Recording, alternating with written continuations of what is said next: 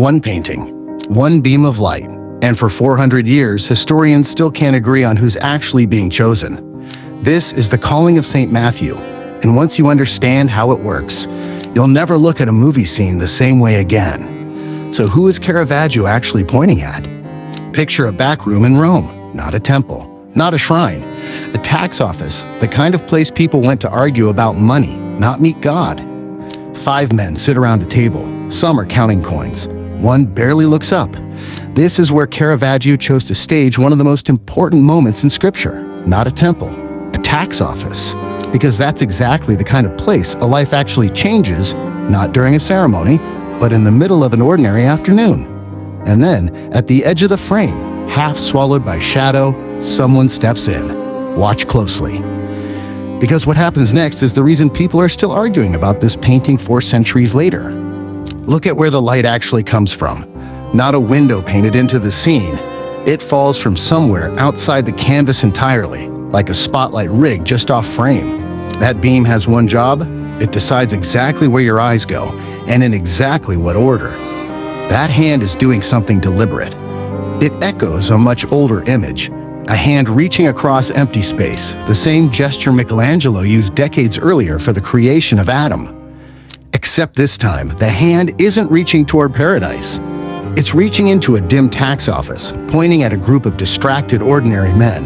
400 years before film cameras existed, Caravaggio was already doing what every great director does, deciding exactly what you're allowed to see and exactly what stays hidden in the dark. So if the light is pointing somewhere specific, why can't anyone agree where? For years, most people assumed the bearded man at the center, pointing to his own chest, was Matthew, reacting with disbelief. Me.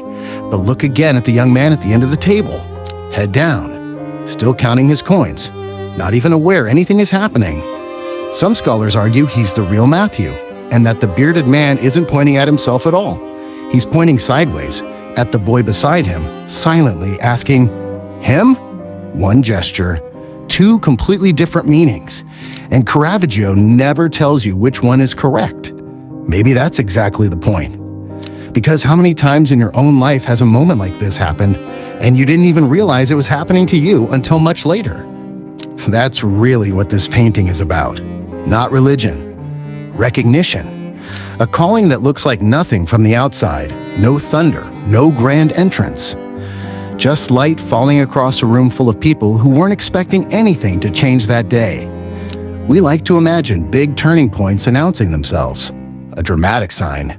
An unmistakable moment. But most real turning points look exactly like this. Ordinary, quiet, almost missable. Until suddenly, they aren't. Caravaggio wasn't just painting a moment from Scripture. He was painting the exact second before an ordinary life splits into before and after. And maybe that's why, 400 years later, people still stand in front of this painting a little longer than they meant to. Because somewhere in that gesture, they're quietly asking themselves the same question Matthew was asked. Is it me?